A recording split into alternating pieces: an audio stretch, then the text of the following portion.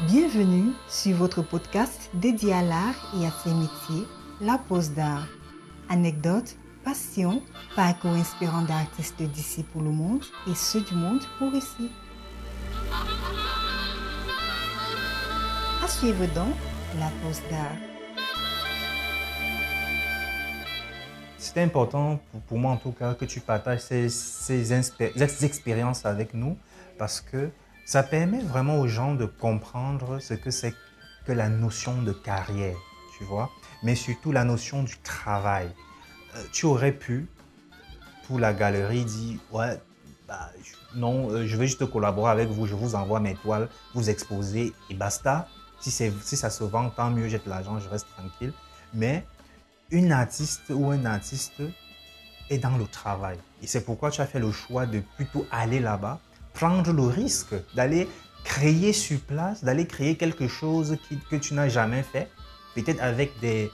je dis peut-être parce que je n'ai pas vu ce travail, peut-être avec des éléments reconnaissables de ton travail que tu as mis dedans. Mais quand tu expliques le processus, ça n'a rien à voir avec ce que tu avais déjà fait. Tu vois, tu étais encore dans l'expérimentation et du coup dans le risque. Et je vais te le dire, Lena, ce n'est pas en mode ouais, c'est le connaisseur, non. Pour moi, c'est l'apanage des grands artistes, ça. C'est être tout le temps dans le risque. Et quand on prend même, comment on appelle ça, l'exemple sur nos aînés, c'est ça. Quand tu vas au travail d'un Hervé Youmbi, c'est dans le risque à chaque fois. Tu prends le travail de Barthélemy Togo, c'est dans le risque. C'est-à-dire, il va faire ses beaux bleus, machin qu'il fait, mais un jour, il va te sortir une sculpture bizarre comme ça, il va te faire une installation bizarre. Tu te dis, mais c'est toujours dans ce risque-là que nous-mêmes, on existe et on prend plaisir à faire. Et c'est vraiment partager ça avec les jeunes des instituts des beaux-arts, les jeunes artistes qui se développent là, de savoir qu'il ne faut jamais rester dans sa zone de confort. Et quand je t'écoute, c'est peut-être ça ton credo inavoué, quoi. C'est-à-dire, tu n'es jamais, tu es tout le temps en train de cogiter, ouais, il faut faire autre chose, il faut faire comme ça. Et surtout, aussi, l'immersion. C'est très important de parler de l'immersion. Tu es allé à Dakar, tu n'es pas allé raconter une histoire camerounaise à Dakar. Tu t'es immergé, tu es rentré en immersion à Dakar pour parler de ce que tu as vécu à Dakar avec ton héritage du Cameroun. Moi, je trouve ça magnifique et vraiment, il me faut voir ces travaux-là, même si c'est en photo, pour prendre vraiment toute la dimension de ce que tu as fait. Je te remercie vraiment d'avoir partagé ça avec nous, tout ce parcours-là. Vraiment très enrichissant. Tu ne parles que de 3 ans de carrière, en fait, d'installation en tant qu'artiste, voilà, mais qui est déjà vraiment riche en termes de propositions. Et j'espère, je te souhaite en tout cas que ça aille encore plus loin. Merci. Et peut-être pour chuter, j'aimerais quand même que tu... Non, ce n'est pas pour chuter, il ne faut pas dire les conneries. Mais je remarque quand même, hein, en passant comme ça, que ça soit pour l'artiste Boris Andier qu'on a reçu déjà dans cette... Bon, quand je dis déjà, je ne sais pas à quel moment le truc de Boris sera diffusé avant ou après toi, mais bref, Douala quand même est un espace intéressant, c'est-à-dire pour la détection des jeunes talents, de jeunes artistes. On a Boris qui a été à Boris Andier, qui est un artiste, un plasticien camerounais qui a été à Douala et qui a fait un travail totalement différent de ce qu'on connaissait déjà de lui.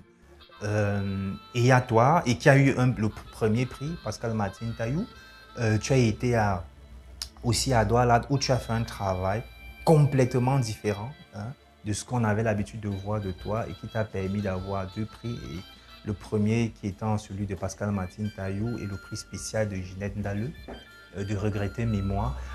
On peut rendre hommage à cet espace qui quand même permet qui encourage beaucoup l'expérimentation, parce que ça au moins, il faut le reconnaître, à Douala, ils sont dans l'expérimentation à chaque fois que c'est possible. Donc, il y a ça que je voulais marquer. Et aussi que si possible, non pas si possible, que tu nous parles aussi de la communication dans ton travail. Je pose cette question parce que on se rend compte que être artiste aujourd'hui ne suffit pas. Il faut aussi savoir se vendre, savoir se manager.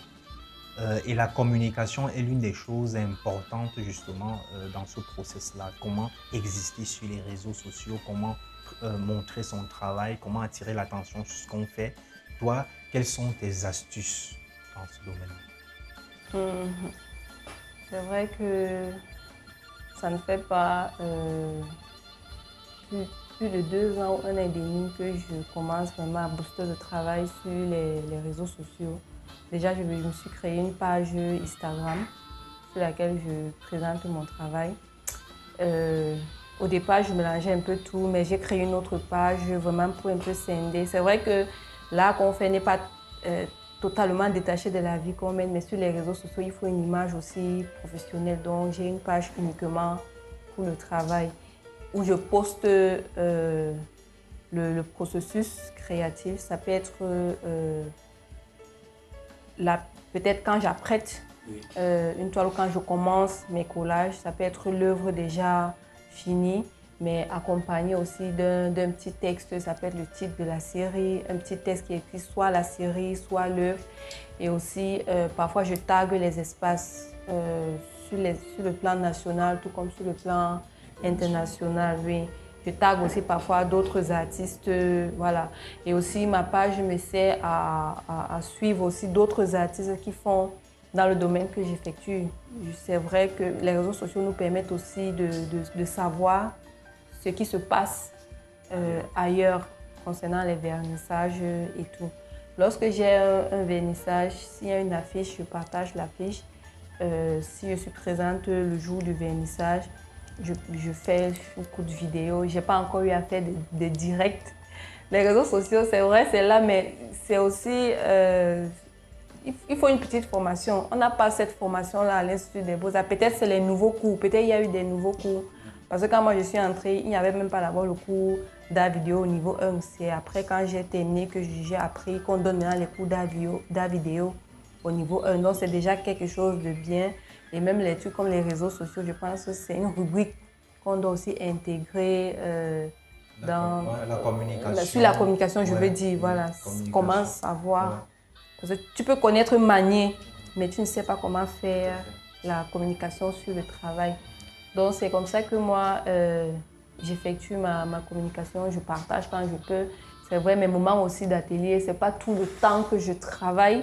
Je peux être juste en atelier en train d'observer mon travail. Je peux faire une pause photo et puis je présente juste pour montrer les moments d'atelier. Et on a aussi parfois les entretiens avec les plus jeunes, les petits cours de dessin. Oui. Un projet de mon mari qu'on a initié ensemble. On donne cours de dessin aux enfants du quartier. Donc c'est aussi important de mettre ça sur la page. Oui, pour que d'autres voient, les plus jeunes s'intéressent à l'art et aussi faire comprendre que l'art, c'est aussi du partage.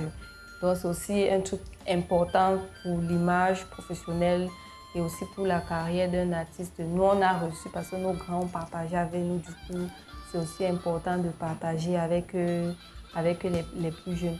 Mais ce n'est pas tout que je mets sur les réseaux sociaux. Ouais, j'imagine bien. Oui. Ce n'est pas tout que je mets sur les réseaux sociaux. Je mets certains, ça peut être le début, ça peut être la fin, mais rarement toute la série comme ça. Je ne sais pas aussi tout. Parfois, je laisse un petit peps pour qu'on puisse... Ou la monstration voilà. en galerie ou dans un espace dédié à l'art. Bah, c'est génial. Merci beaucoup, Lena. Et peut-être pour chuter cette fois-ci, vraiment pour chuter, tes projets, c'est quoi pour les années à venir? Pour les années à venir, c'est vrai que pour cette année, j'ai déjà presque bouclé tout ce que j'avais. Pour l'année prochaine, il n'y a encore rien de fixé, ou du moins rien que je ne peux encore dire parce que ce n'est pas certain. Oui, j'ai eu des appels pour des projets pour le mois de mars. Pour l'instant, rien que mars. Il y a l'autre en novembre, mais c'est encore entre parenthèses, vraiment. Donc, actuellement, je suis en exposition à Douala Art, ici à Douala. Oui, exposition que je vais justement aller voir tout à l'heure avec ma fille, qui commence à s'impatienter. Mais ouais, tout à l'heure j'ai dit que c'était la dernière, mais ce n'était pas la dernière, c'était faux. Mais c'est une question qui quand même me paraît un peu primordiale dans ma compréhension du milieu de l'art dans lequel nous sommes. Parce que je suis peut-être là bien avant toi, mais il y a encore des choses qui m'échappent. Et il y a des choses qui m'obsèdent aussi, des choses que je veux comprendre, des choses qui ne fonctionnent pas et que j'aimerais comprendre. Et l'une de ces choses-là, c'est la place de la femme, de comment elle vit ce milieu. Et la question SM, c'est de savoir, aujourd'hui, après 3 ans de travail acharné, je dis vraiment acharné parce que je vois le volume de ce que tu développes en tant qu'artiste, quelle est la place de la femme, de la fille, de la jeune artiste aujourd'hui comment tu vis cette place-là que tu occupes? Quelles sont les difficultés auxquelles tu fais face? Et même quelles seront les difficultés auxquelles feront face les jeunes filles qui sont en train d'arriver et celles qui sont dans nos IBA. Voilà, qu'est-ce que tu peux me parler par rapport à ça, Lena? Quelles sont les difficultés? Bon, moi, je n'ai pas encore eu une difficulté aussi. Parce que quand tu dis quelles sont les difficultés, j'ai l'impression que tu veux écouter peut-être une... Non. Voilà, ce n'est pas ce que je veux écouter, en fait, c'est ton expérience. Bon, oui, c'est aussi ça. Peut-être pour illustrer de manière simple, c'est quand tu es arrivé à Banjul Woman Power, il y avait des choses qui se passaient. Aujourd'hui, est-ce que la position de la femme, ou de la fille, de la jeune artiste en tout cas, est-ce que vous avez accès facilement aux ateliers des aînés? Est-ce qu'il y a des personnes qui continuent à vous harceler? Est-ce qu'on sous-estime votre travail ou on continue à sous-estimer votre travail parce que vous êtes des filles? Voilà, c'est un peu ce genre de choses. Comment ça se passe? Est-ce que les choses ont évolué selon toi ou bien ça empire plutôt? De mon côté, ça a beaucoup évolué et ça parce que j'écoute aussi beaucoup quand on me parle. Quand je dis quand on me parle, c'est vraiment des personnes qui sont proches de moi, de mon entourage et aussi mes encadreurs. Donc, de mon côté, ça a beaucoup évolué. Ça m'a permis, quand j'avais cette difficulté à l'Institut des Beaux-Arts, après les différentes discussions et mes différentes expériences que j'ai eues, ça a beaucoup évolué et ça m'a permis de comprendre que je ne dois pas toujours me positionner en tant que femme artiste ou bien artiste femme. Il faudrait que je me considère comme une personne humaine et aussi une artiste, ou je vais dire un artiste. Voilà. Il faudrait que je me considère ainsi. Peut-être oublier, entre guillemets, le genre, voilà. Mais est-ce que quand même, en fait, quelque part pour moi, tu vois, c'est peut-être même le problème. Parce qu'au jour d'aujourd'hui, et je me dis, il faut faire attention à ça, même toi en tant qu'artiste, je ne parle pas de femme artiste, même toi en tant qu'artiste, je pense qu'on devrait faire attention à ça parce que, du coup, on perd quelque part son identité. Je crois, on perd quelque part son identité parce que les femmes aujourd'hui sont en train de se masculiniser afin de rentrer dans le moule de l'art. Et je trouve ça hyper dangereux, quoi. Oui, c'est vrai. vois? Et c'est pourquoi je te disais, cette question-là, pour moi, c'est vraiment comprendre mais qu'est-ce qui se passe et pourquoi ça se passe ainsi.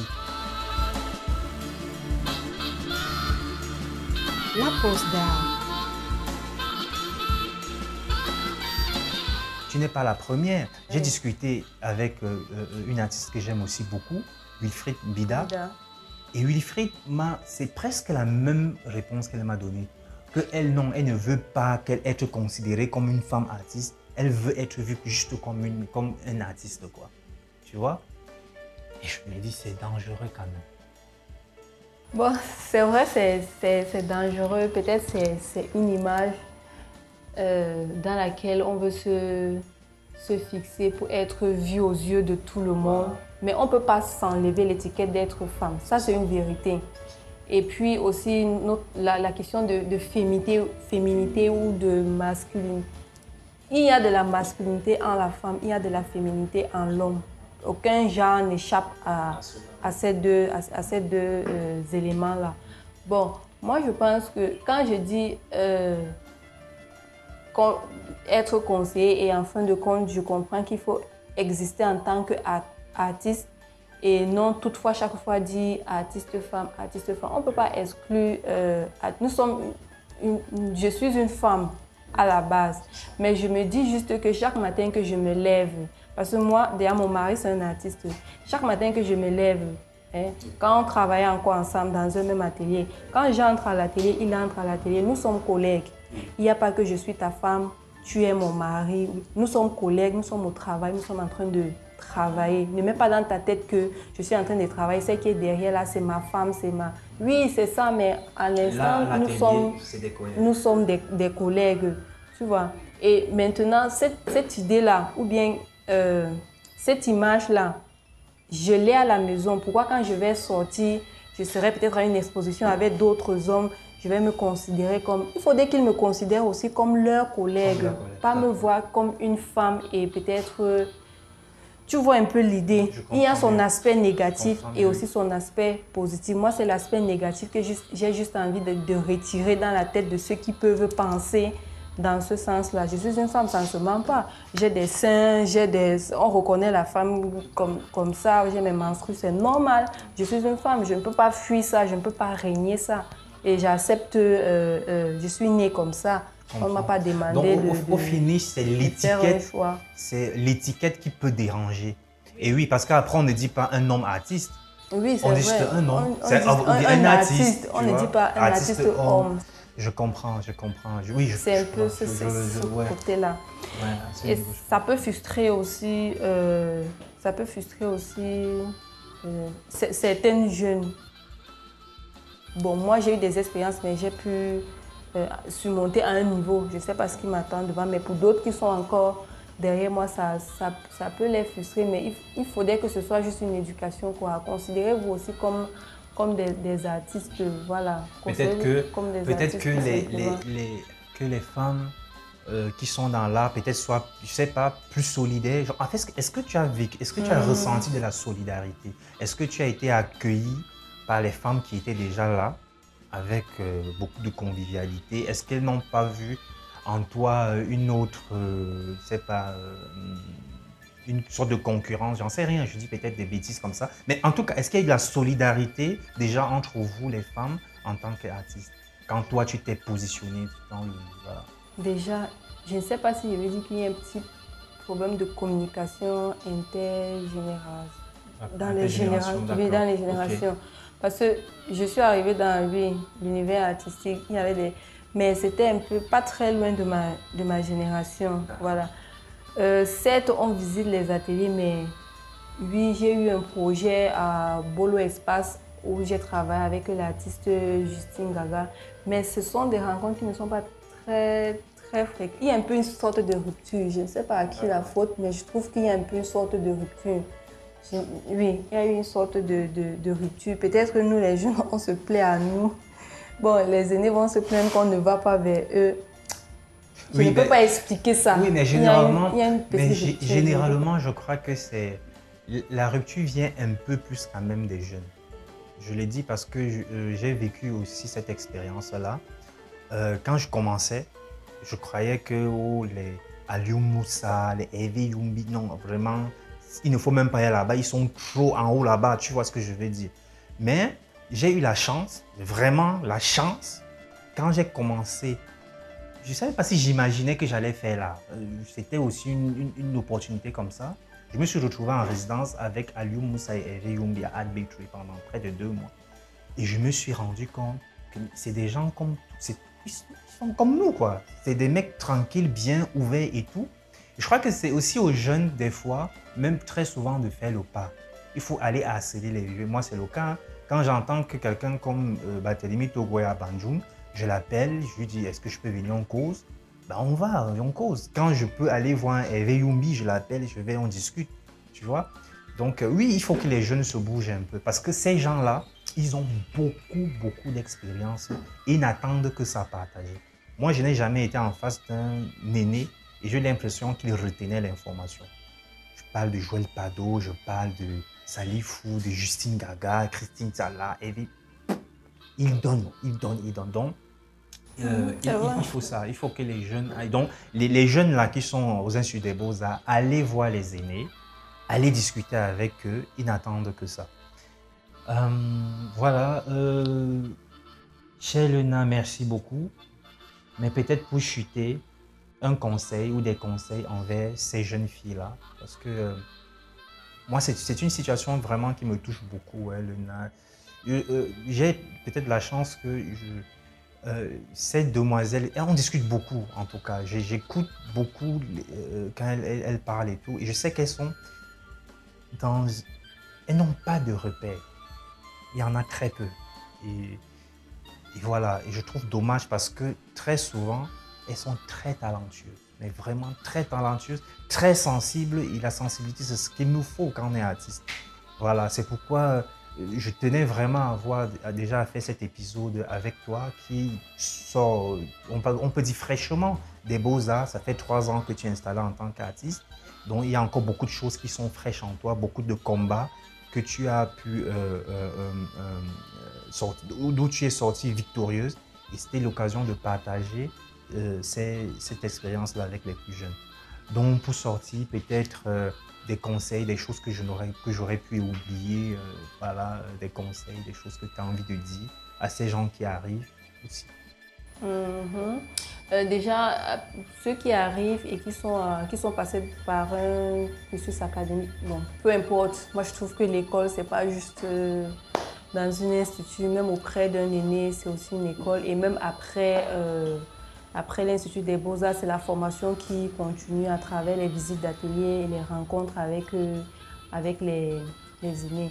Et moi, je pense que déjà pour la jeune génération, je fais partie de la jeune génération, et ceux qui sont encore à l'école, c'est juste la persévérance, parce qu'il y a beaucoup de difficultés, de petites difficultés comme de grosses difficultés dans le domaine artistique, mais il faut savoir être persévérant, parce que moi j'ai été persévérant et je ne peux qu'encourager aussi dans ce sens-là. Il y a aussi la sincérité envers les structures. Je n'ai pas travaillé avec beaucoup de structures, je commence à travailler avec les structures hors du Cameroun, donc c'est un début pour moi. Je ne peux pas en dire beaucoup à travers, parce que moi-même je suis encore en expérimentation, mais déjà c'est important de présenter son travail dans son pays.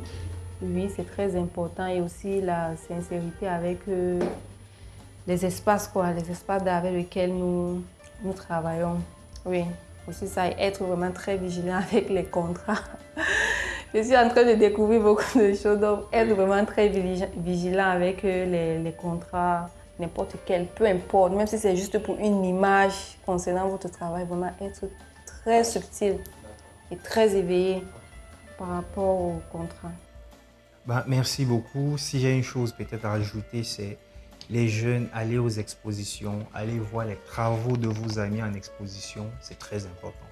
Merci beaucoup Lena, ce fut un très bon moment passé avec toi dans ton atelier. Et je dis à très vite, dans 2 ans, dans 5 ans, oui. Pour voir où tu en es. Et je te souhaite le meilleur pour la suite en tout cas. Merci beaucoup. Merci à toi. Merci à vous d'être si nombreux à nous écouter. Nous vous donnons rendez-vous la semaine prochaine pour aller à la découverte d'une histoire intimement liée à l'art.